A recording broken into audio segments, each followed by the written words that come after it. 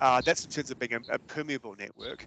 But then when I look at where are you trying to get back to, if you're a pedestrian or a worker or an employee, perhaps in the commercial area to the south, well, you're trying to probably get back to the centre, perhaps to go out for lunch or have a coffee or whatever. And when I looked at the network, I felt that there were reasonable alternatives that gave a relatively good level of permeability still to get back through to that major destination point.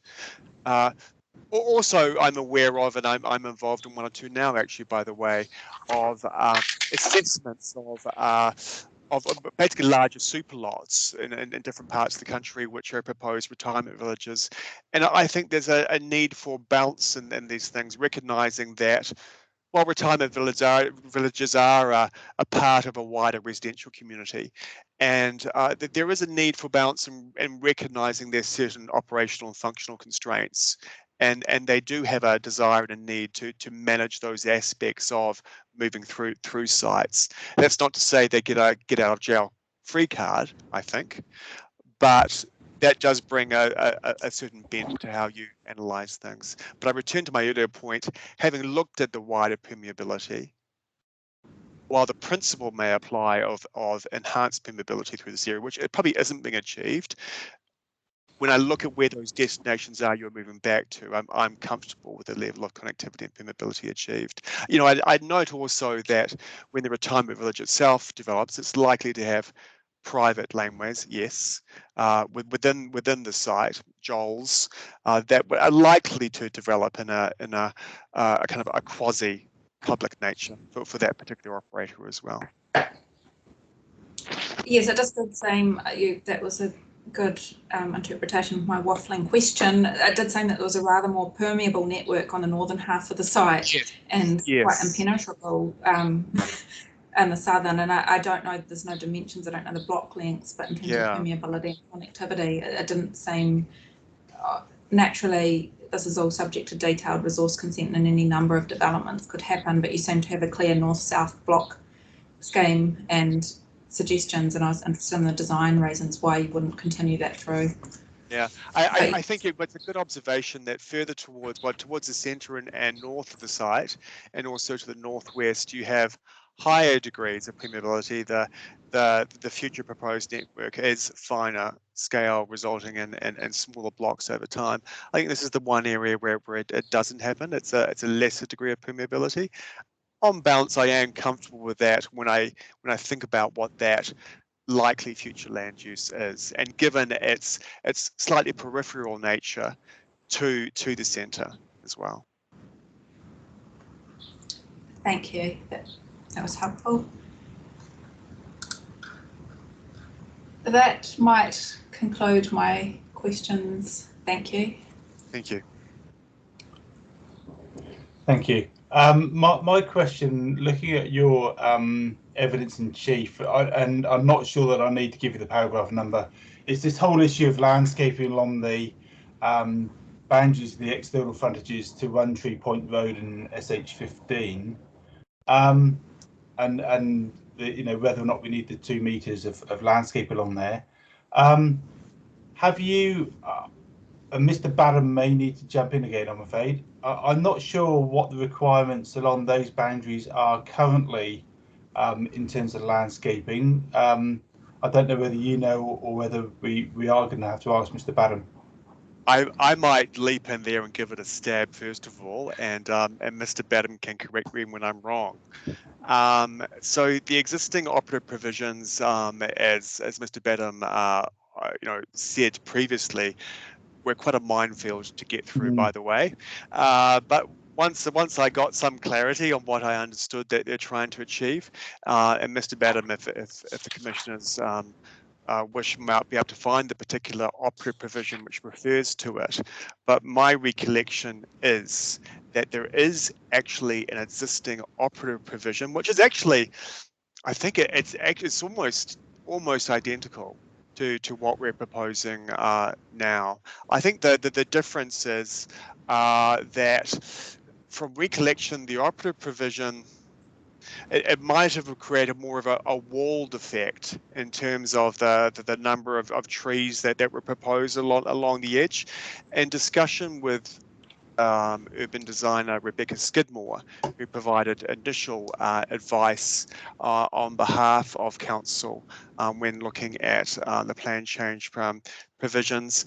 I was of the view that kind of, largely taking forward that operative provision was a sensible way forward, but not with the view to blocking views to buildings. What we're trying to achieve is not, for example, a horticultural landscape buffer where it's to break wind or anything similar.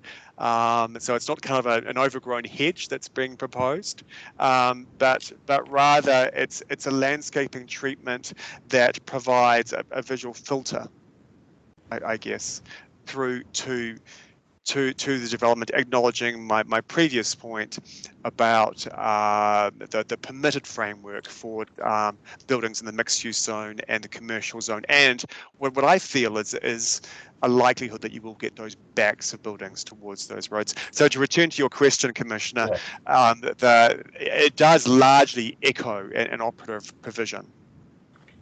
I mean, I guess the question for me leading on from that is, are you satisfied that 2 meters is sufficient to actually break the form of those buildings, I suppose, in the way that, and filter that form in the way that you've described? Well, yes, I'm reasonably confident with that. I mean, it's probably unlikely, I would suggest, that you will get necessarily buildings built hard up towards their One Tree Point Road or State Highway 15 frontages, and Mr. Batten might be able to remind me of any setback requirement or yard requirement. But also, when we were looking at, when I was looking at in consultation and discussion with Mr. Batten about the probabilities of the built form you might get in the commercial zone, and if I recollect, it's quite a flexible zoning framework in terms of the built form that you might see resulting. As I said, it's a permitted framework, and I think from recollection, it might be 100% site coverage, if I recall rightly. So there's aspects which at the worst, I'd suggest, could you could get a continuous form. But I think on balance, when you look at the need for on-site car parking, and also the likely development forms in this area, which suggests to me that you are not going to get buildings built, maximizing their development envelope. There's always that mix between pragmatism and prescription versus flexibility. We did look at it. We had some discussions, Mr. Batten and I, about, is there a need to be more restrictive? That would be, to my understanding, inconsistent with the approach in the underlying zones. So, Mr. Batten advised me about the desirability, if possible, to be consistent with the underlying zone framework. So when I take on board that sort of imperative, and then also looking at the location of this plan change site, which suggests to me you will not get maximum build out, I've got a level of confidence that a reasonable result will be achieved. So at that point, if I may interject, I've just been hearing my name mentioned a couple of times, so I thought I'd better follow up and give you some answers. So the first one I picked up was in terms of the underlying Marsden Primary Centre provision. Yes, there is a rule requiring a 2 metre landscape strip. By my reading of the provisions, it's on page 43 of the Marsden Primary Centre under Part B, Precinct 2 standards. And essentially it says sites fronting the One Tree Point Road and Marsden Point Highway shall comply with all having a 2 metre strip. Whoa, excuse. Might be useful to put that on the screen if you've got it. Yeah, I can bring that up if you like. Oh, good point. There we go. Looking at that now. So this is the provision here. I can zoom in a little bit. This one here. So this is the operative plan provisions as they currently stand. Yes. Yes, and if I can just provide some reflections on that, I remember looking at that particular provision and looking at the words "a solid screen of trees," and just when I looked at that closer, I thought, well, I think the effect we're trying to achieve is not, as I said, a horticultural. That is the kind of the effect that came to mind for me, macrocarpa kind of overgrown hedge sort of effect that. We're not trying to achieve a screen, it's more a visual filtering. So that's where the proposed provisions kind of took this particular operative provision further or modified it. So the existing is a minimum height, not a minimum width of landscaping. And can you remind me what the current proposed rule, says? So the com zone rules. Yeah. Or, sorry, the precinct rules. Yeah, the one for that boundary. Hold up. I'm just going to unshare my screen again so I can find the right. Yeah, that's fine. Yeah. It's a bit of juggling forward. So I guess you've got the underlying comms zone and the mixed use zone, which apply along the State Highway 15 1 point area. Yeah. And what we've done in the precinct, we've put up a rule which requires that in those sub-precincts, and again, from memory, it's maybe A, B, C, D, F. I'll double check it, but you have that's where we put it in a precinct-wide rule to say that you have to put this landscaping in.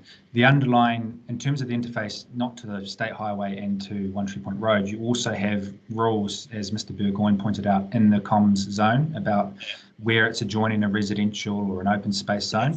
So that covers the interface there, and it requires I think it's 1.8 meters of landscaping. So essentially, the proposal is in the precinct, we've covered the interface to the State Highway and to 1 Point Road, and then within the underlying zone provisions, you've already got landscaping interface rules and requirements and setbacks that apply when you're interfacing with a more sensitive zone. So the precinct, so I think I may have misread it when I've read it. The precinct, does it require 1.8 meters height or 1.8 meters width? If I could answer that question, just looking at the commercial zone, it requires 1.8 meters height generally to a minimum depth of 1 meter, except within 5 meters of a road boundary where the maximum height is 1.2 meters. So the depth element is 1 meter. Yeah. Now that's of interest to me, Mr. Riley, because going back to our discussion about the interface, you did talk about landscaping potentially being an effective tool, but if the height's only 1.2, what does that achieve? Is that what you just said? So if maybe if I bring up my screen so we can, if you don't mind, so we can refer to the rule, I'll just show that to you. So if you can see my mouse, my hand down through there. So would you make it a little bigger? Yeah, sorry about that. That's it. Okay, great. So my understanding would be, for example, this first element here, a height of 1.8 meters above ground. So that might apply to a situation, for example, where the commercial zone, directly adjoins a residential zone, a residential zone site. This exception here is, to my understanding, and Mr. Batten might be able to assist me with my interpretation, is that this applies more towards the road boundary, where you'd have that the 1.2 meters. And my understanding, when I read that, my feeling or my interpretation of the underlying amenity or urban design outcomes this was trying to achieve is that this was kind of balancing passive surveillance. I felt, and also from a street frontage, you may want to be able to see towards the building and see from the building towards the road. So this specifies a lower height, which applies more along that road boundary condition, and I think applies appropriately in that internal road network where you're going to have the fronts of commercial zone buildings fronting out. So that makes sense to me. Whereas this height here of 1.8 meters is more that kind of side and rear boundary condition and managing that sort of effect. So where that differs, just to clarify, of course, we've got a road boundary condition we're talking about in terms of the plan change external road boundaries to One Tree Point Road and State Highway 15. But given the particular characteristics of those roads, I don't think a 1.2 metre height there is applicable or is the right way to go. I think a filtering effect of potentially larger scale trees over time that have a canopy at a higher height as they grow would be the appropriate method for those particular high traffic volume external roads. Sorry to interject. I just have noticed that Mr. Burgoyne's got his hand up again. Oh, yes. Thank you. Sorry, guys. I thought I might just chime in a little bit here and feed into some of that conversation about that calm zone rule. So just as an example, is hopefully that zoning map is showing up. So this is just elsewhere in the district where the comms is represented in the sort of pinkish color and the GRZ in the yellow. And that rule is essentially saying if you have that type of industrial activity, then you would need to have 1.8 meter landscape, 1.8 meter high landscaping along that shared boundary, except within close proximity to the road, it needs to drop down to 1.2. And that drop is about access and traffic safety so that you don't have a 1.8 meter high barrier here blocking visibility for pedestrians and vehicles, ingress, egress, that sort of thing. Well, that's actually quite interesting to know that that's one of the primary reasons for it is access and traffic safety. I guess I was looking at it from my discipline's perspective, and I was thinking it also potentially has that passive surveillance and interface with the street benefit as well, which may not have been the prime purpose for its the actual control. That's been helpful, everyone. Thank you. Yes, I mean, I think my stepping back then to my initial question regarding the state highway and that other frontage. So we've established then that the plan is looking at a 1.8 meter height of planting in a 1 meter depth, which I think would probably therefore give, from my experience of looking at it, a similar outcome to what we're currently seeing, because I mean a meter depth isn't an awful lot of depth, and it appears that the landscaping that's already provided along those streets is sort of minimal depth in terms of a single line of trees. Are you still content, having sort of worked through that landscaping is sufficient to provide an appropriate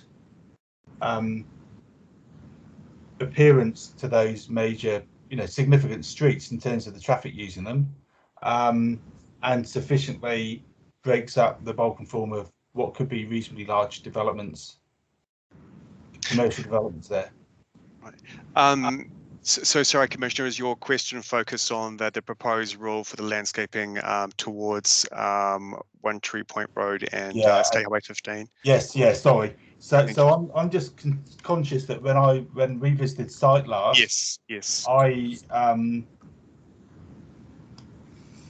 felt that the existing planting along those boundaries, whilst having heard what the rule now currently requires, which is not that different to what the rule would require, did seem, I suppose, minimal and didn't have a very significant impact in terms of breaking up the bulk and form of what are currently reasonably large buildings along there. And I appreciate, we're talking about different zoning, but we could still have some reasonably large buildings within the commercial zone.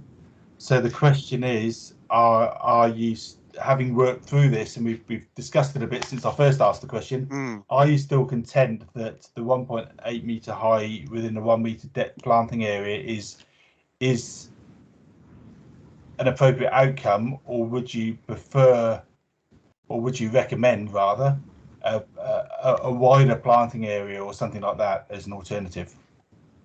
You're still happy, because we've talked around it, we've got in a bit of a circle and talked about it a lot. Are you still happy that it's sufficient? Apologies, I may be a bit confused still by your question. Apologies if I just try and work through it. I understand your question. So if you're talking about the interface condition to One Tree Point Road and State Highway 15. Yes. Yeah, right. So my understanding of how we have hopefully tried to frame up the provisions is that to One Tree Point Road and State Highway 15, it is not the 1 metre deep and minimum 1.8 metre high landscaping provisions that would apply, but rather there would be a general requirement for a 2 metre deep. Would you like to bring that up, Matt? Would you like if you could. Sorry, I think I've lost it on the way because we returned to the internal roads at one point. Fine, okay, please, if you could correct me. So that's just bringing it up. So sub precinct B is the mixed use zone, and E and F are the commercial zones. And there's also an equivalent rule in the town centre. So essentially, with the interfaces, there would be a 2 metre depth. Fine, Doesn't so have it's anything 2 about metres. height. So on this is the external boundaries. Yes. So State Highway 15 and One Tree Point Road, we've got 2 metres depth. Sorry, I missed that on the way through. Understandable. Yeah. Okay. Okay. My question on that basis is not required. So thank you for clarifying that. Can I just chime in though about that? So I understand from Mr. Riley, he's saying that there's a benefit to filtering rather than a dense screen of trees, but that provision that we've just seen talks about just a 2 metre depth of trees, shrubs and ground cover. So is there a potential that there's no sort of minimum requirement for trees? You know, you could put in some bonsai along there. Are they trees? Sorry. No. Look, it's a very good your question. recommendation from an urban design perspective is to get filtering impact Yes. of spaced out trees and other vegetation. Yes. And does that provision do what you're recommending to us? I think the scenario that you posited, I think there is a risk that could happen, and certainly. When we were looking back on it, and again, I talked to Mr. Badham at a reasonable degree about this. Again, it's that balance between prescription. Do you specify that that it must contain trees that are spaced 5 meters apart, have 5 meters, centers, that sort of thing. So we did delve a little bit into how far you might go down that route. I think perhaps there is an opportunity to go there again and be a little bit more specific, because if I think about the outcome that I had in my mind's eye, it really was that landscaping strip would have trees in, they may have clear trunks perhaps, but there would be a canopy effect that would largely, filter views. Again, I use that word quite strongly rather than block views. Filter views through to the it might be multi-level height of buildings in the commercial zone and mixed use zone. So really it was about trees effectively. So I would be comfortable with some refinement of that control to more target that particular outcome, if that's helpful. So that might be a question for Mr. Badham, really, of how to draft that, because I accept what you're saying, that it could be, a little repetitive or to prescribe a set distance, but perhaps there could be more specificity to ensure that there are some trees of stature. Yes, it's a good point. Yeah. Okay, thank you. Good. Is that it for you, Commissioner Dimmery? Just double checking. Yes, thank you. No, I think Commissioner Dimmery's picked up some of the other issues I was going to ask as well. So I think on that basis, there's no further questions from us. Thank you, Mr. Riley. Thank you. Thank you. Thank you. Sorry, Mr. Allen. Well, it's just, I think you're about to say it's taken us past the 1.5 hours. I know, goodness, we're all still with it and not glazed over or anything that might happen in front of a computer screen. No, so it's heading towards 12:45. I think we probably should take an hour because lunch, even if you're working from home, often takes longer than you think it's going to. So should we come back at adjourn till 1:45? Thank you, sir. And I've just noticed your picture and Mr. Riley's pictures both disappeared from the screen on my version the last little while. I don't know. I'm not quite sure whether it was a consequence of some of the screen sharing going on, but we might check that again and come back. Can Commissioner Dimmery see me? I've been able to see everybody. I could see Mr. Badham, Mr. Riley, and yeah. Can you see Mr. Riley's face at the moment? I could previously. Yeah, I can't see Mr. Knott's face at the moment. All I see is a blob. Not there for me. Here's Mr. Riley's back. Okay. Okay. Right. Let's see how we go. I will say that sometimes I think because of the huge number of people working from home still at the moment in Auckland, my internet connection does get a bit sluggish in the afternoons, despite being on ultra high speed broadband. So let's see how we go. Very good. We'll see you. You may have to not see me. So we're back at 1:45. Lovely. Thank you. Thank you. See you.